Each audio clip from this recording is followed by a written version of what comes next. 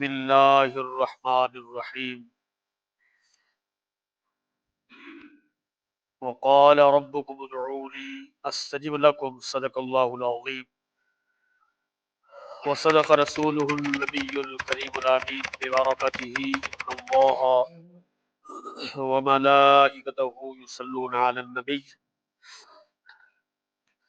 یا ایھا الذین آمنوا صلوا علیہ وسلموا تسلیما اللهم صل علی سیدنا و مولانا محمد وعلی آل سیدنا و مولانا محمد مبارک وسلم وصلوا علیہ. حمد و درود کے بعد السلام علیکم ورحمۃ اللہ وبرکاتہ. جمعۃ المبارک کا عظیم دن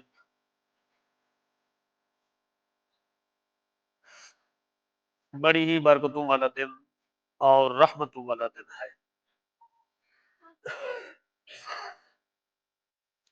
اس دن کی فضیلت کسی سے مخفی نہیں ہے.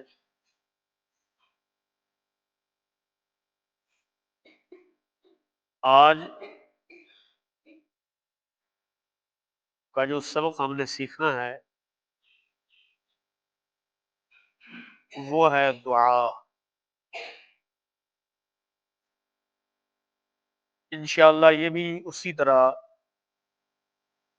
قسطوں اور حصوں میں تقسیم کیا جائے گا. دعا کی قید نہیں ہے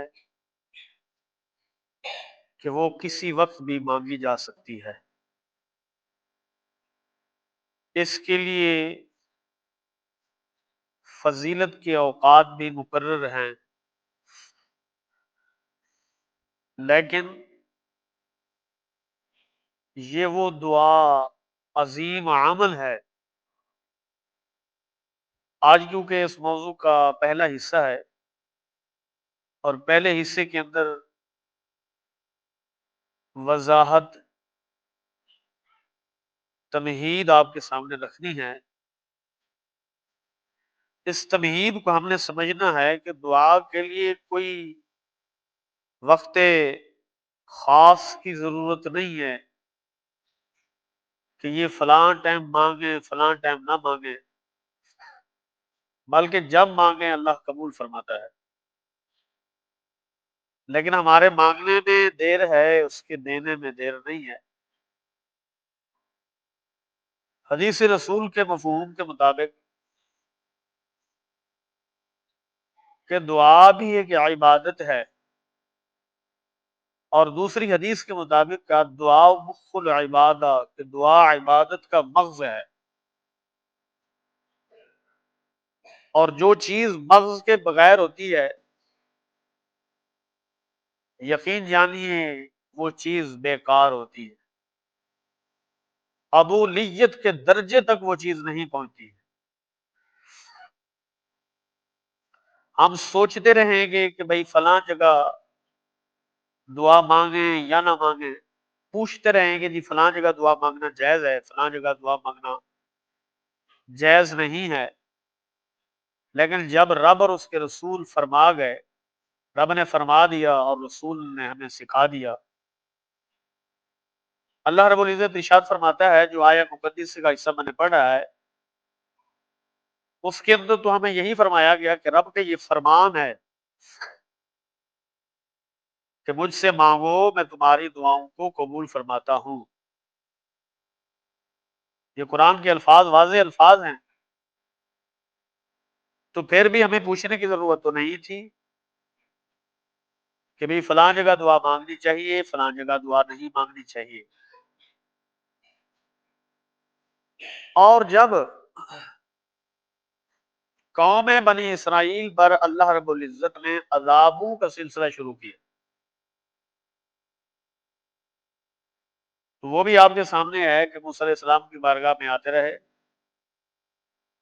معافی مانگتے رہے، یہ رب سے دعا کیجئے کہ وہ ہمارے لیے عذاب اٹھا لے، تخفیف کر لے کہ ہم ایمان لے آئیں گے. لیکن وہ پھر اپنے وعدے سے مکر جاتے، اس اپنی توبہ سے مکر جاتے کہ کہہ دیتے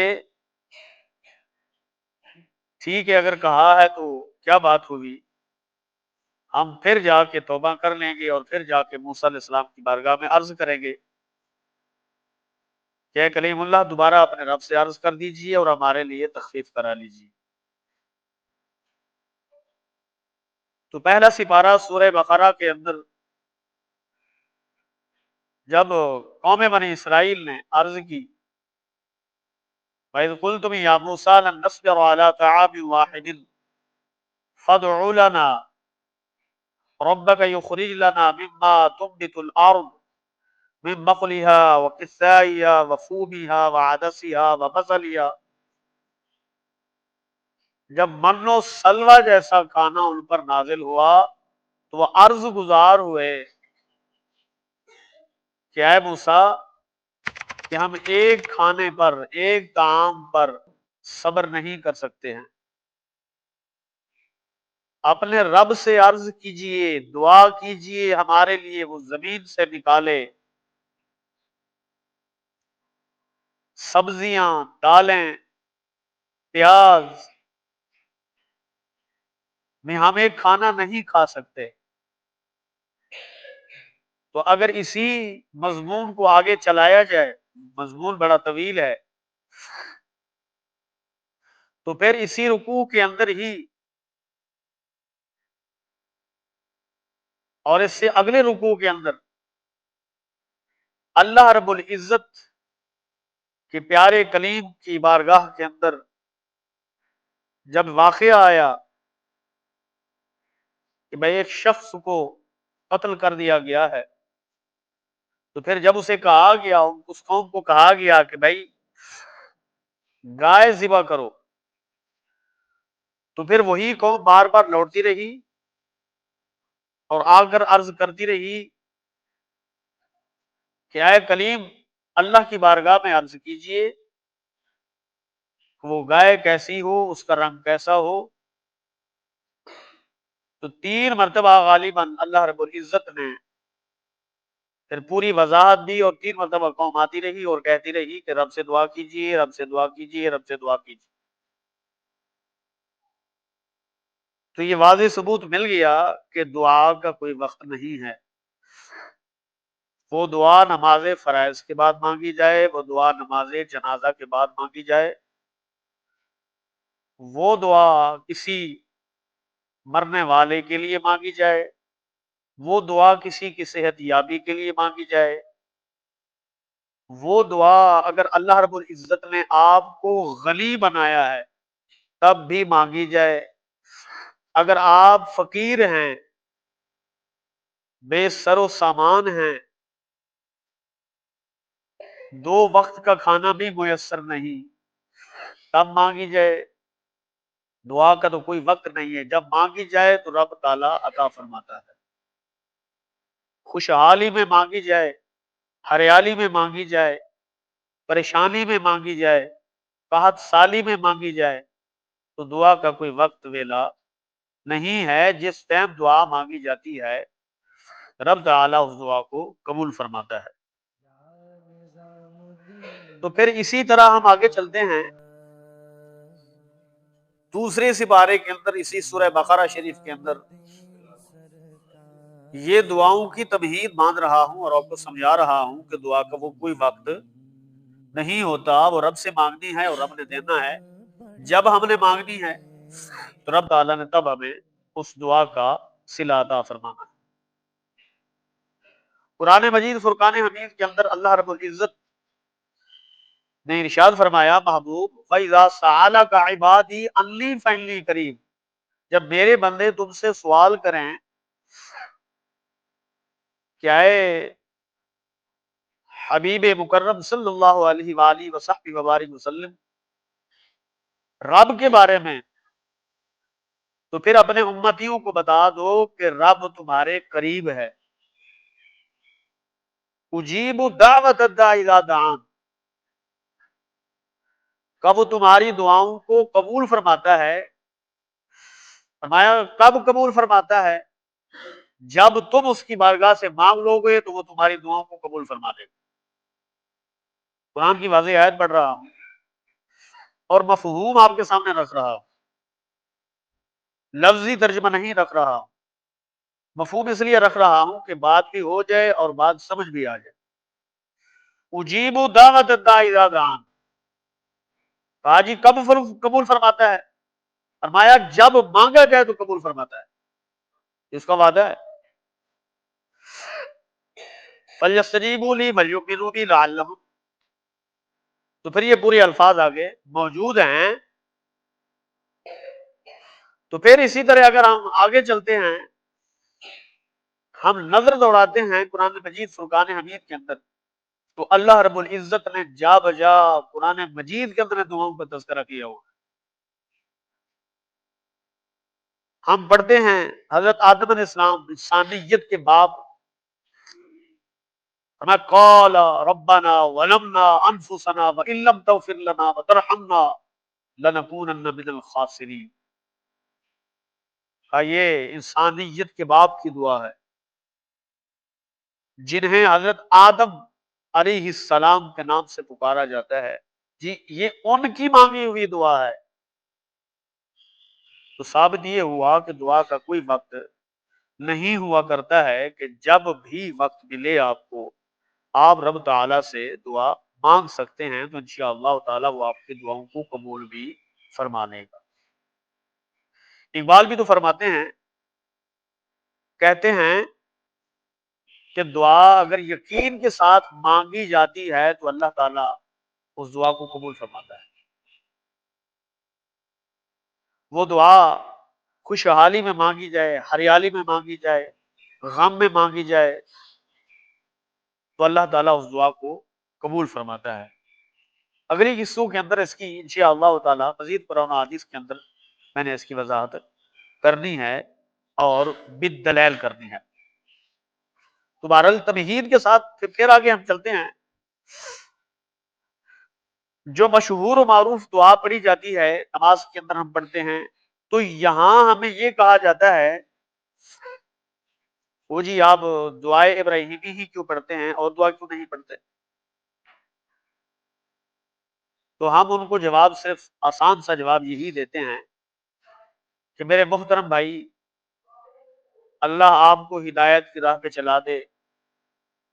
ہم یہ دعا اس لیے پڑھتے ہیں، یہ دعا اس لیے ہم مانگتے ہیں کہ اس کے اندر اللہ رب العزت نے صاحب کے لیے، صرف اپنی ذات کے لیے نہیں، صاحب کے لیے دعا فرما رکھی ہے۔ ہماری تعلیم کے لیے اللہ تعالیٰ نے اس دعا کو ذکر فرما رکھا ہے، رَبِّ اجْعَلْنِی مُقِیمَ الصَّلَاةِ وَمِن ذُرِّیَّتِی رَبَّنَا وَتَقَبَّلْ دُعَا۔ اب نمازی عرض کر رہا ہے،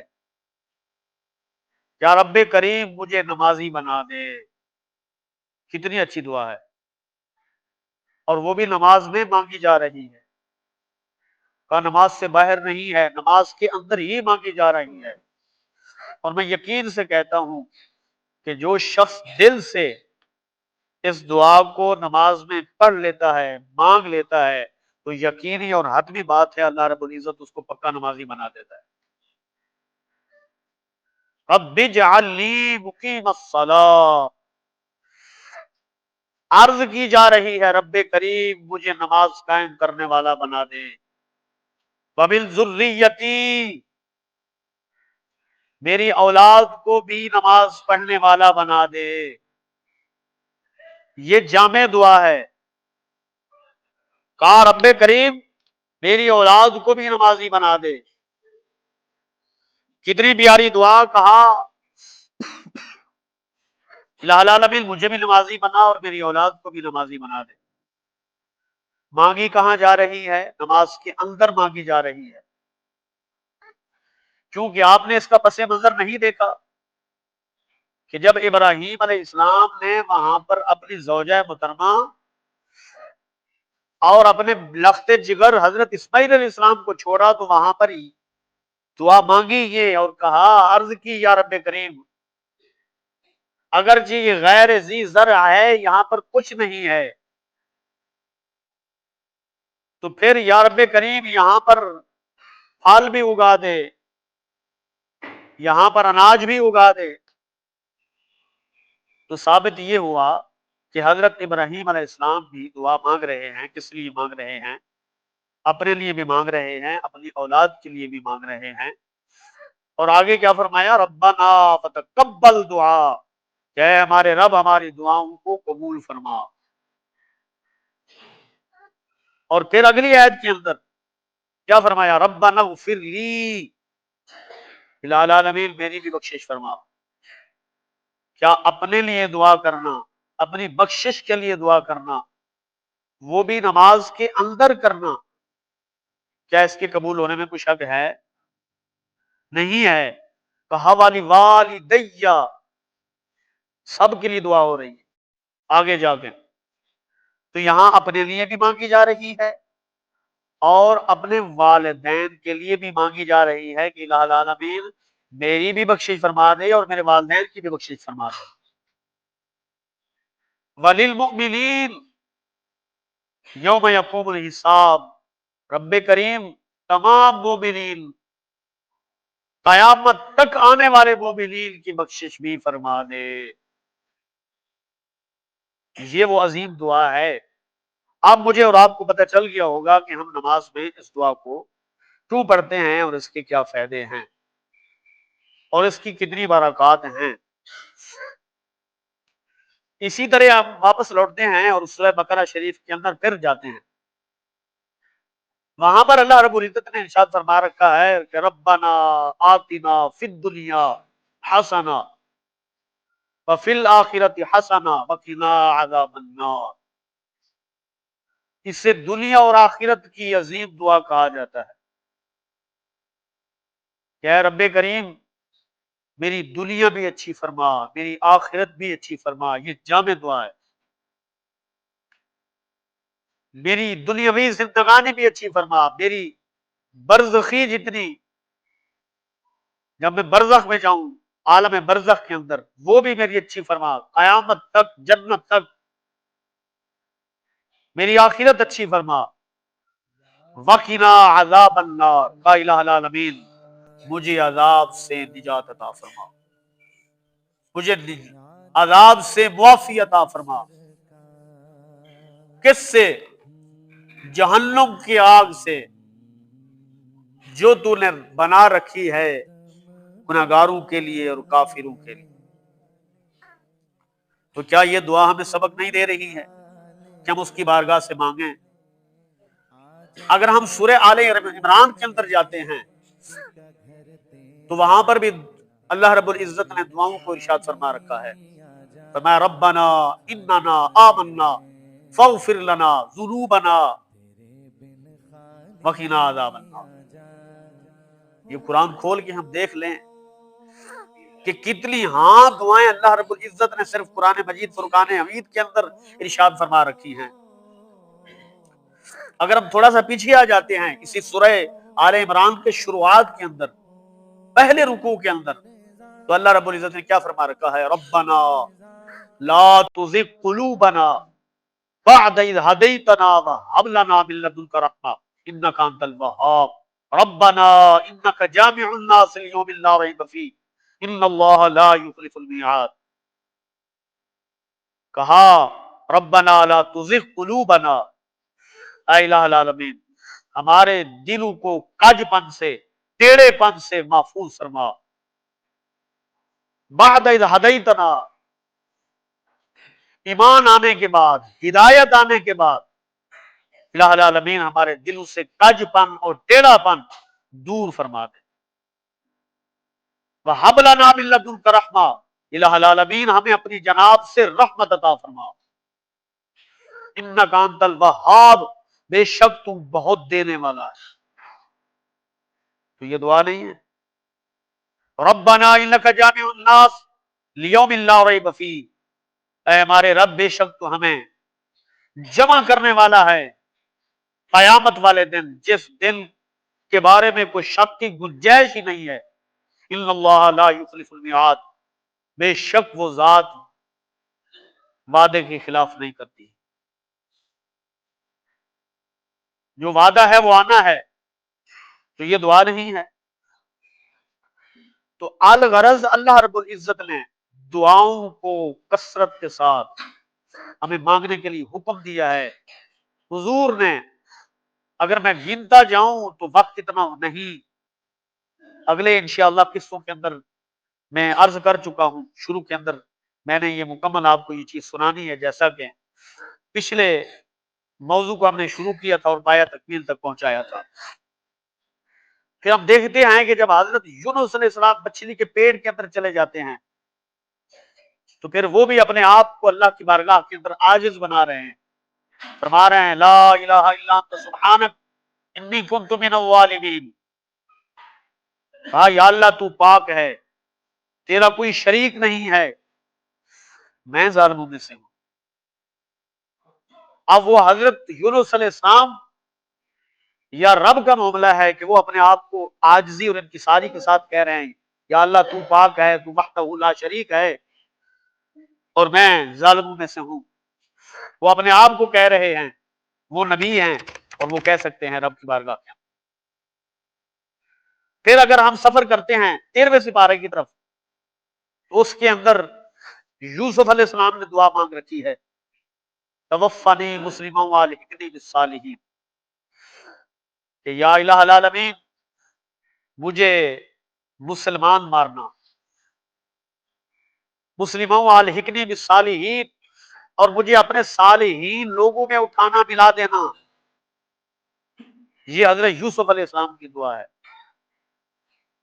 تو صاحب اگر قرآن کھول لیں، احادیث کھول لیں تو اس کے اندر ہمیں کثرت کے ساتھ دعائیں ملتی ہیں کہ کتنی کثرت کے ساتھ اللہ رب العزت نے دعائیں صرف فرما رکھی ہیں، یہ فلاں نبی کی دعا ہے، یہ فلاں رسول کی دعا ہے، یہ فلاں صاحب کی دعا ہے. اگر ہم احادیث کی طرف آتے ہیں تو وہ خوشی آئی ہے تو حضور نے دعا مانگی ہے، کوئی غم آیا ہے تو حضور نے دعا مانگی ہے، گھر سے نکلو تو حضور نے دعا مانگ رکھی ہے بسم اللہ توکلت علی اللہ. ترجمے کا وقت نہیں ہے. مسجد میں داخل ہو تو حضور نے ہمیں دعا سکھائی اللہم افتح لی ابواب رحمت. مسجد سے نکلو تو حضور نے دعا فرما رکھی ہے، وہ کون سی ہے؟ کہا اللہم انی اسألک من فضلک ورحمتک. کھانا کھاؤ تو حضور نے دعا مانگ رکھی ہے بسم اللہ وعلی برکۃ اللہ. سونے لگو تو حضور نے دعا ارشاد فرما رکھی ہے اللہم باسمک اموت واحیا.